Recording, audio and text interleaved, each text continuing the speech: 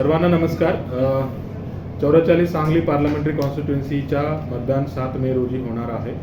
तर त्या मतदान फ्री, फेअर आणि ट्रान्सपेरंट आणि त्याचबरोबर पीसफुल इलेक्शन कंडक्ट करण्यासाठी सर्व उपाययोजना आहे निवडणूक निर्णय अधिकारी यांच्या कार्यालयातून करण्यात आलेली आहे.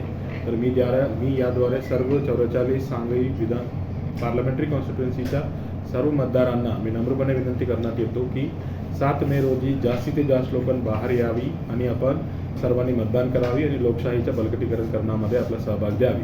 तर सदर इलेक्शन निष्पक्ष या निर्भय वातावरणामध्ये करण्यासाठी निवडणूक निर्णय अधिकारी कार्यालयाकडनं आणि जिल्हा निवडणूक अधिकारी कार्यालय याच्याकडनं सर्व प्रकारच्या उपाययोजना करण्यात आलेली आहे. तर सर्वांनी निर्भयपणे बाहेर यावं आणि आपला free and fair election conduct करण्यामध्ये आपण सहभाग द्यावे. तर पुढच्या 2-3 दिवसामध्ये कोणताही आक्षेपार्ह पोस्ट किंवा वादग्रस्त पोस्ट कुठलाही सोशल मीडिया हँडलवरती कोणी शेअर करू नये आणि कुठलाही अफवावरती विश्वास करू नये.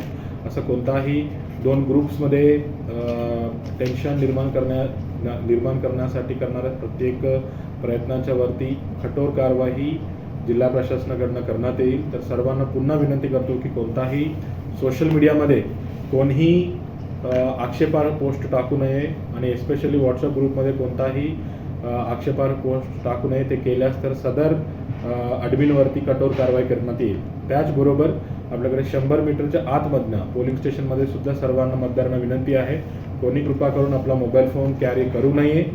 कोणी त्याच्यामध्ये मोबाईल फोन करणं अलाउड नाही आहे. तो कोणी आतमध्ये मोबाईल फोन घेऊन जाऊ नये. जर ते झाल्यास तर त्याच्यावरती कठोर कारवाई करणे.